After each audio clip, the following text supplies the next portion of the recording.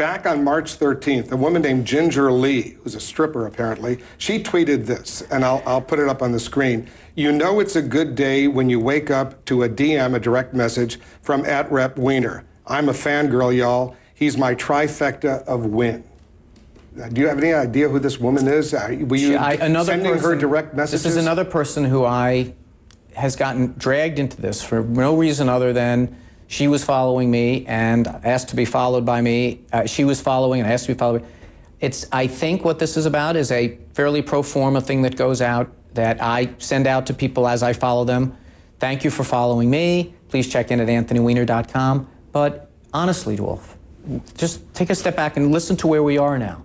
You're now going back to my Twitter feed and other people who aren't even me, not a congressman, someone who didn't sign up for this, someone who said at their tweet about a congressman, and now you're asking me to explain why they did that. Where do you, in your mind, does this investigation or this story, at what point does someone say, you know what, we've kind of jumped the shark here, this has gotten a little bit crazy. I don't know who the woman is. I followed her for a moment, and then someone started tweeting, oh my goodness, Anthony Weiner's following someone in that industry, and I immediately, not wanting to cause trouble for her. Did you send her a direct message?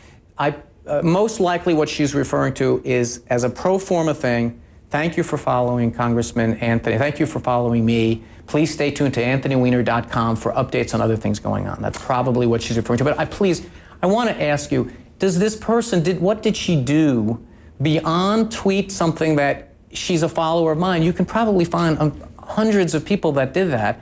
And I just would hope you'd leave these people alone. I mean, come hound me, but they didn't do anything wrong for following me on Twitter. I mean, honestly, is that really where we've come to? I guess one of the questions is, you deleted some photos from your Twitter account. Why did you do that? I deleted all. I had no idea what had happened that night, and I was a little bit freaked out by it. I deleted everything. Have you asked some of your followers to delete photos? From my Facebook account? No, from your Twitter account. No, I haven't. I mean, I'll tell you what happened that night. I mean, I was literally there tweeting about hockey. You know, for those of you who follow my Twitter feed, my bloody TiVo didn't record enough time, so I missed the end of the Tampa Bay Boston game. And I'm a big hockey fan, and I tweet about hockey. And I see this thing pop up. I immediately delete it, okay? I immediately delete the photo. I thought I deleted, I mean, I'm not 100% sure. I deleted the photo.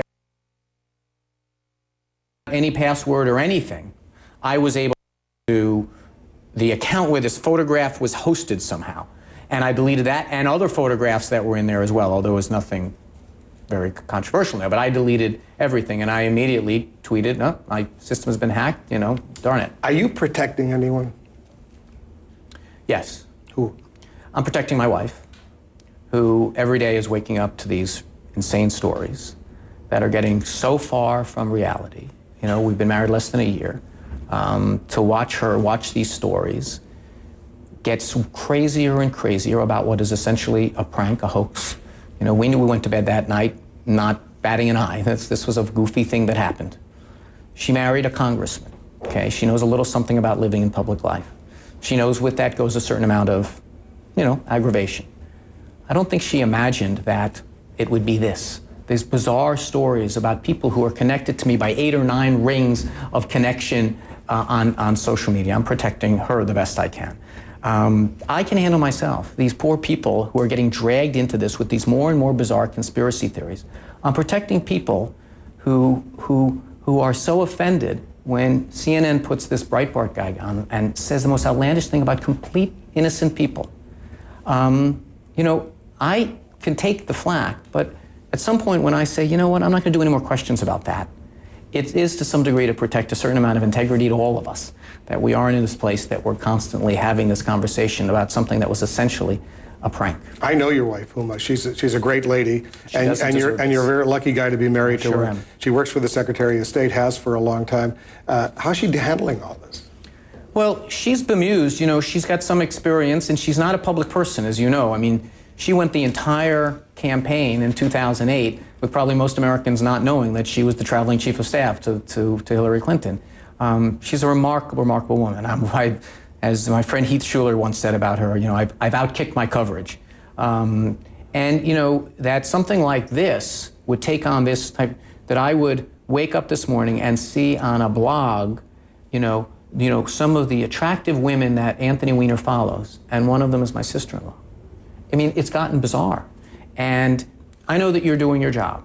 You know, I get that. You're trying to follow the story. Maybe it's because it took place on Memorial Day weekend. There's a lot of pent-up demand or something like that. But I just would hope you'd understand that, you know what, sometimes things are what they appear. Sometimes a prank is a prank. And that's why I'm trying to treat it that way. But hopefully my marriage survives my first anniversary. I hope it does too. I know you could have resolved this. That performance yesterday was terrible with our Danabash. I would agree with that. I mean, I thought. I mean, calling Ted Barrett when you called him. You know, he's such a nice guy. He was. Well, he didn't act it the other day. You know, listen, I have certain rights as a citizen, as a human being, to be treated with some level of respect. Someone yelling at me, someone hectoring me. He wasn't yelling. He was just asking some questions. No, he was actually hectoring me. He's in the middle of Dana Bash's question. But let me just stipulate to this, rather than relitigating whether he is or is not a jackass. I'll leave it to someone else to decide. Let me just say this, is that I did not do that well yesterday, but look at it through my lens. Saturday, this thing breaks in the middle of the night, or in the wee small hours of Saturday. I tweet about it, basically a statement, I was hacked. Saturday, we put out a statement resolving questions about it. It wasn't me, you know, I don't know this girl, etc. The next day, well, we're going to report it to someone who put out a statement about that. The following day, Monday, this is our Memorial Day weekend, by the way, Wolf. Memorial Day weekend, we take a walk. There's some cameras out there staking out my house. Talk to them. There's a crew, I think, from CNN. Talk to them. So when I got here Tuesday, this notion that I don't care what's going on the House floor. I don't care what issues the middle class are facing today. I don't care what kind of challenges there are. We're going to talk to you about this, whether you like it or not. Okay, I had made a decision. I'm drawing a line. I'm not going to talk about this anymore. Did I draw it in too stern a way? Was I too taciturn? That's why you and I are sitting here today. That I regret the way that I handled it yesterday, and I'm trying to deal with it better today. You still want to be mayor of New York? Put it this way, it's the only better job than the one I have. And just imagine how many Weiner jokes will be in play, you know, when you become mayor. But, you know, the thing I'm really focusing on now is, you know, this is a tough 2 years coming up. The presidential re-election, I've got to get re-elected. And we have this really seismic battle going on, the likes of which I haven't seen in my 13 years in Congress, that, you know, the Republicans are really laying out a firm ideological stand. They're not trying to fudge it too much. That is diametrically opposed to the things I believe in, on Social Security, on Medicare, and the like. And it's that rare moment in American civic life where sides aren't blurring. They're really going to their corners. So there's a lot of work to do here, because I know which corner I'm in. All right, we're going to leave it on that note. Just to recap, you didn't send that photo to that woman in Washington State? I did not send it to that woman in Washington State. But you're not State. 100% sure whether the photo is actually you?